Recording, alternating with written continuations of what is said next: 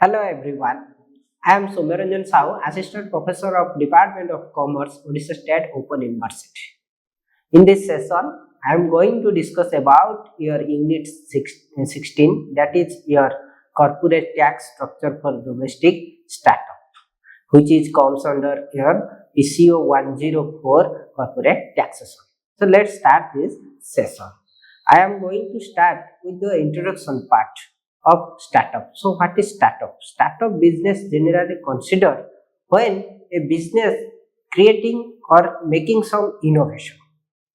But this startup is qualification provides by a department which is known as DPIIT, Department of Promotion, Investment and Internal Trade, which comes under the Ministry of Commerce and Industry. So there are certain qualification or criteria which are given by this DPIIT department for a startup company.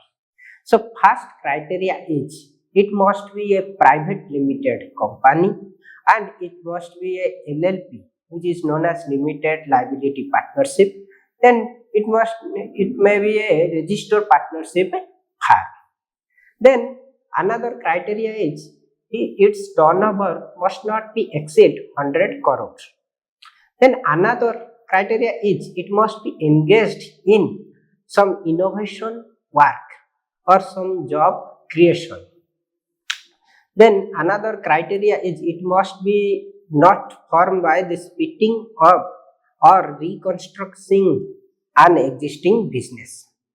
And importantly, DPIT recognized its valid period is 10 years from the date of incorporation. It means a startup a business considered as a startup for only for a 10 years from the incorporation. So now I am going to discuss about what are the tax incentive which are available for a startup companies. Income tax exemption under section 56 to VIIB is provide for incentive plan for a startup company, which will be discussed later, which is known as angel tax. Then another tax incentive is deduction under section 80 IAC of Income Tax Act 1961.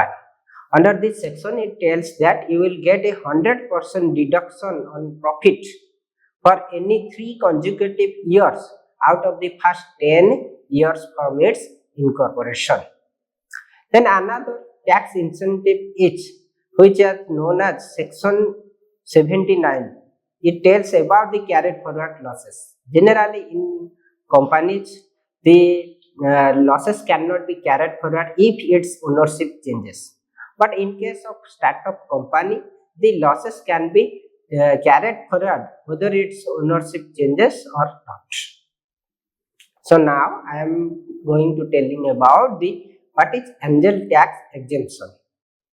So angel tax means when a startup company making its finance from an investor above their fair market value, at that time the government imposes a tax that is known as angel tax.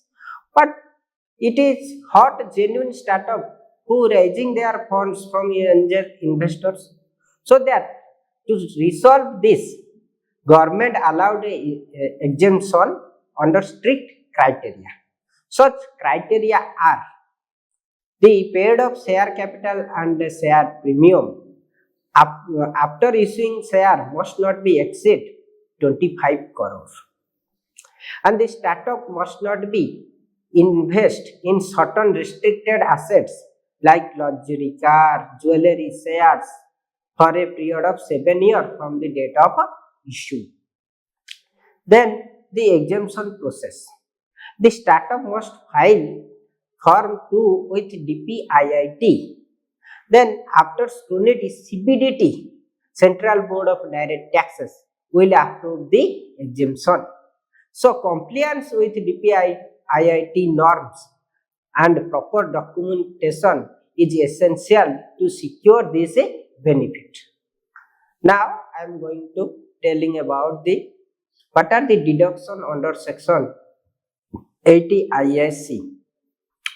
So the eligibility for deduction under section 80 IAC is the startup must be incorporated between the 1st April 2016 to March 31st 2025.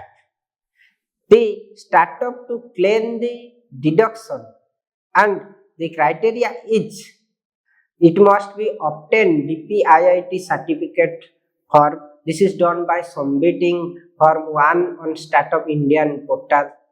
Then it must be submit an audit report. The startup must get its account audited and file form 10 CCB. Then file of income tax return. It must be filed its income tax return before the due dates. That's all about the criteria when a startup company wants to get the deduction under section 80 IAC. Now I am going to telling you about the what are the corporate tax rate which are changes on the startup business point of view.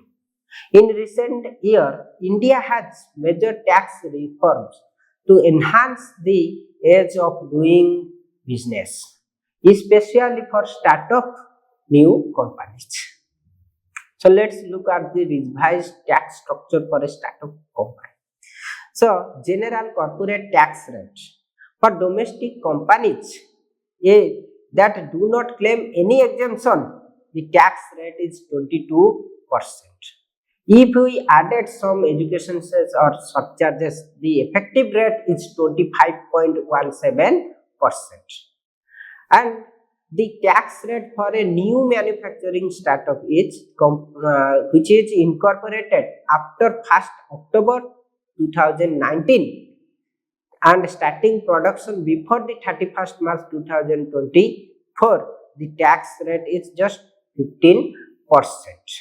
And if you added some surcharges and education cess, the effective rate is 17.01%.